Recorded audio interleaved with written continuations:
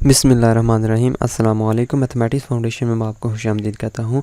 पिछली वीडियो में हमने डिस्कस करा था कि एक्सरसाइज 10.1 के जो पीछे हम थोड़ा सा मल्टीपल इंटीग्रल्स के बारे में हमने थोड़ा सा पढ़ा था। तो हमने पढ़ा था कि ये जो जिन इंटीग्रल्स की लिमिट्स जो होती हैं वो कांस्टेंट लिमिट्स होती हैं, यानी कि ये 0 है, 0 से 1 तक है, 1 से 2 तक है। ये दोनों चार चीज़ें जो हैं 0, 1, 1, 2 ये जो है ये कांस्टेंट है। ठीक है, तो क्वेश्चन नंबर 1, 2, 3 ये तीनों में ये कांस्टेंट चीज़ें आ रही हैं। तो ये जिन रीजन्स पे ये इंटीग्रल बने हुए हैं वो रीजन रेक्टेंगल्स हैं। ठीक है, ये पिछली वीडियो में हमने डिस्कस किया था।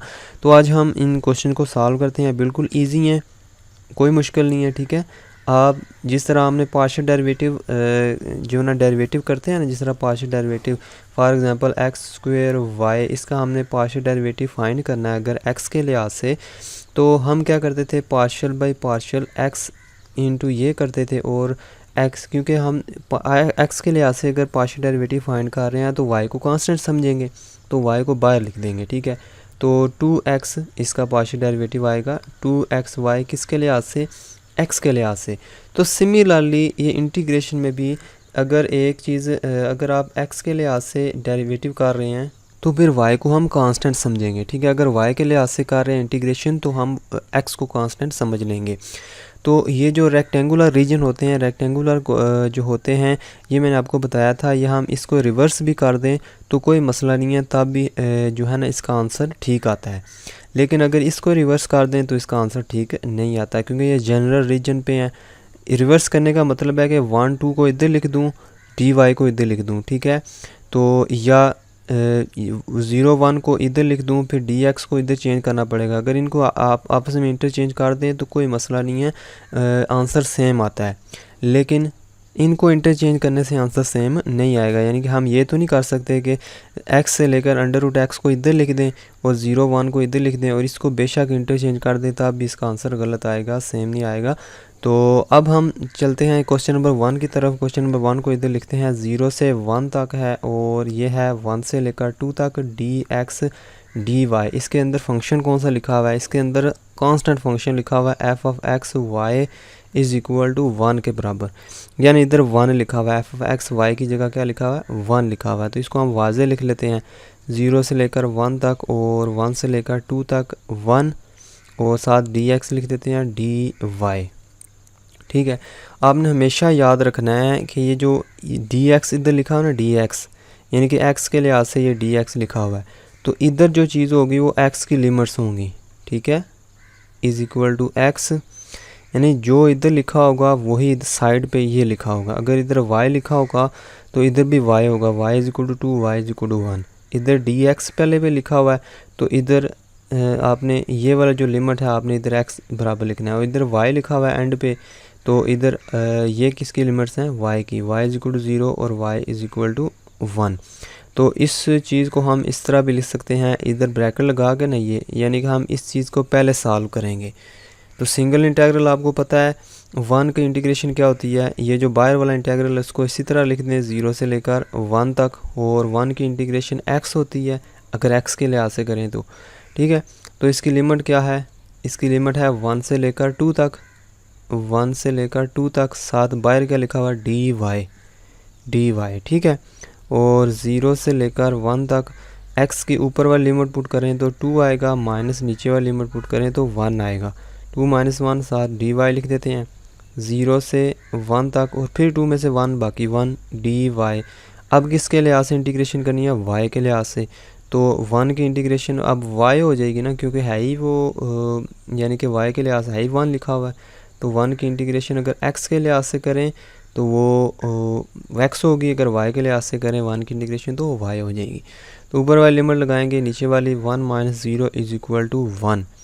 तो अब इसका मतलब है ये जो इंटीग्रल था ये क्या बता रहा था कि ये जो रेक्टेंगल है, ये जो रेक्टेंगल बनी हुई है ये वाली 1 से लेकर 2 तक, 1 से लेकर 2 तक, ठीक है, और ये 0 से लेकर 1 तक, y की वैल्यूज़ क्या हैं, 0 इधर है, 0 से लेकर 1 तक ये जो रेक्टेंगल बन रही है। ठीक है, ये जो पूरी ये रेक्टेंगल बन रही है ये वाली, ये ठीक है, ये रेक्टेंगल, ठीक है। इसका एरिया बता रहा है ये इंटेग्रल, तो इसका एरिया कितना है 1 यूनिट्स है। वो यूनिट्स का मतलब है वो हमें नहीं पता, मीटर क्यूब में है, सॉरी एरिया नहीं बल्कि वॉल्यूम आया है। ये क्या बता रहा है वॉल्यूम, यानी इसके ऊपर जो फंक्शन है वो तो उधर 1 लिखा हुआ है, ठीक है। तो 1 इसके नीचे जितनी भी जगह है, जितनी भी स्पेस है, उसका ये वॉल्यूम बता रहा है। तो हम इस शक्ल को अगर आपने पिछली वीडियो देखी है तो आपको वो समझ आ गई होगी कि इसका मतलब वॉल्यूम होता है। तो ये इंटीग्रल हमने सॉल्व कर लिया। उसके बाद दूसरा इंटीग्रल फाइंड करते हैं। क्वेश्चन नंबर 2 में देखें ये वाली लिमिट कौन सी होगी, एक्स वाली होगी या वाई वाली। देखें इधर डी एक्स है तो इधर सीधा सीधा हम एक्स लिख देंगे छोटा सा, और इधर भी एक्स लिख देंगे, एक्स वाली लिमिट है। ये वाई बाहर वाली है तो बाय वाली इधर से वाई इज इक्वल टू 1 और वाई इज इक्वल टू 2 हो जाएगा। इज इक्वल टू लिखेंगे और 1 से लेकर 2 तक इसकी इंटीग्रेशन करते हैं किसके लिहाज से, एक्स के लिहाज से। एक्स के लिहाज से करना है तो वाई को कांस्टेंट समझेंगे, तो एक्स इस पे पावर रूल लग जाएगा, x square divided by 2 plus y, क्योंकि कांस्टेंट है तो कांस्टेंट का डेरिवेटिव इंटीग्रेशन करें तो वो हाली एक्स होता है, तो वाई एक्स हो जाएगी। इसकी इंटीग्रेशन लिमिट क्या है, लिमिट है 0 से लेकर 3 तक। ये एक्स इज इक्वल टू 0 से 3 तक, ये एक्स की जगह पुट करना हमने। इज इक्वल टू 1 से लेकर 2 तक, एक्स की जगह अगर 3 रखें ऊपर वाली लिमिट 3 3 9, 9/2 हो जाएगा, प्लस ऊपर वाली लिमिट इधर एक्स की जगह रखें 3 वाई हो जाएगा। नीचे 0 है तो 0 रखेंगे तो सारा 0 हो जाएगा, आगे चलने की ज़रूरत नहीं है। डी वाई, अब वाई के लिहाज से इंटीग्रेशन, अब गौर से देखें जब एक्स के लिहाज से इंटीग्रेशन मुकम्मल हो गई है, जब लिमिट भी पुट कर दी है तो कोई एक्स वाली चीज़ नहीं बची, सिर्फ वाई वाली रह गई है, क्योंकि अभी वाई से इंटीग्रेशन हमने करनी है। तो जिससे इंटीग्रेशन हो जाएगी वो चीज़ ख़त्म हो जाएगी, अगर वो चीज़ बच गई तो समझ लें आपने कोई गलती कर दी है। तो अब 0 से 1 से लेकर 2 तक, चले हम डायरेक्ट इंटीग्रेशन कर देते हैं, इसमें लिमिट्स लगा देते हैं। 9/2 वाई हो जाएगा, 9/2 वाई प्लस 3, और वाई की integration y square divided by 2, और यहाँ से लिमिट्स क्या आएगी 1 से लेकर 2 तक।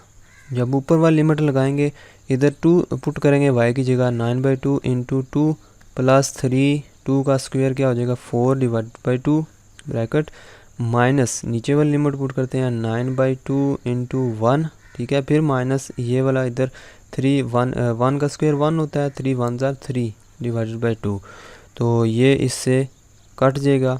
9 प्लस 4 3 ज़ा, बल्कि इसको काट देते हैं इस तरह, 2 2 ज़ा 4 3 2 ज़ा 6, ठीक है, माइनस 9/2 माइनस 3/2, तो 9 6 15 माइनस और माइनस 12/2, क्योंकि जब इसका एलसीएम लेंगे तो 12/2, ये इससे कट जाएगा, 6 आ जाएगा, 15 में से 6 बाकी 9 बच जाएंगे, ठीक है। तो ये हमारा इस क्वेश्चन का आंसर होगा। उसके बाद आ जाता है क्वेश्चन नंबर 3। क्वेश्चन नंबर 3 में देखें इधर डी वाई लिखा हुआ है, इधर क्या लिखा हुआ है डी वाई। अगर इधर डी वाई लिखा हुआ है तो ये जो पहले वाली लिमिट है ये किसकी होगी, ये वाई की लिमिट होगी। वाई इज इक्वल टू 1 से लेकर वाई इज इक्वल टू 2, बाहर वाला क्या, बाहर डी एक्स लिखा हुआ है, इधर बाहर क्या होगा एक्स इज इक्वल टू 2 से लेकर एक्स इज इक्वल टू 4 तक। इज इक्वल टू लिख देंगे इधर, और हम इसका इंटीग्रेशन करेंगे एक्स इज इक्वल टू 2 से लेकर एक्स इज इक्वल टू 4 तक। एक्स स्क्वेयर की इंटीग्रेशन वाई के लिहाज से करनी है, तो वाई के लिहाज से करेंगे एक्स स्क्वेयर वाई हो जाएगा, एक्स स्क्वेयर तो कांस्टेंट है वाई के लिहाज से, तो लिहाजा इसकी इंटीग्रेशन एक्स स्क्वेयर वाई हो जाएगी। प्लस इसकी इंटीग्रेशन के लिए पावर रूल लगा देंगे, वाई के लिहाज से वाई स्क्वेयर की इंटीग्रेशन में पावर रूल लगाएंगे, वाई की पावर 3 डिवाइडेड बाई 3 हो जाएगा, ठीक है। बाहर क्या बचा है डी एक्स। अब इसमें लिमिट्स भी तो लगानी है, लिमिट क्या है जी 1 से लेकर 2 तक। ये किसकी जगह रखना, हमने वाई की जगह ये चीज़ रखनी है। तो वाई की जगह रखेंगे तो देखना वाई ख़त्म हो जाएगा बिल्कुल, तो वाई की जगह 2 रखेंगे, 2x स्क्वेयर प्लस 2 की पावर 3 8/3, फिर माइनस 1 रखेंगे, एक्स स्क्वेयर माइनस 1/3 हो जाएगा। देखें वाई बिल्कुल ख़त्म हो गया है। अब इसको सिंप्लीफाई करते हैं 2 से लेकर 4 तक, और 2 में से एक एक्स स्क्वेयर निकाल दें तो एक एक्स स्क्वेयर बच जाएगा, माइनस बल्कि प्लस 7/3 बचेगा, और 7 डी एक्स लिख देते हैं। अब सिंपल है बिल्कुल, इसका x के लिहाज से इंटीग्रेशन करेंगे, x cube divided by 3 plus 7/3 x हो जाएगी इंटीग्रेशन इसकी, ठीक है। लिमिट क्या है, 2 से लेकर 4 तक इसकी लिमिट है, और इसमें लिमिट्स लगा देते हैं। 4 की 3 divide by 3 plus 7/3 into 4 minus नीचे वाली लिमिट लगाते हैं 2 की पावर 3, चलें 2 की पावर 3 लिख देते हैं डिवाइड बाई 3 माइनस ये वाली जो लिमिट है 7/3 इंटू 2, ठीक है। 4 की पावर 3 कितने हो गए 64 डिवाइड बाई 3 प्लस 7 4 ज़ार 28/3 माइनस 8/3 माइनस 14/3, सब के नीचे 3 आ रहा तो एलसीएम 3 आएगा। 28 में से 8 बाकी 20 बचेंगे, 20 में से 14 निकाल दें तो हमारे पास 6 बचेंगे, 6 जमा 64 करेंगे तो 70 आंसर आएगा। 70/3 इस क्वेश्चन का आंसर आता है।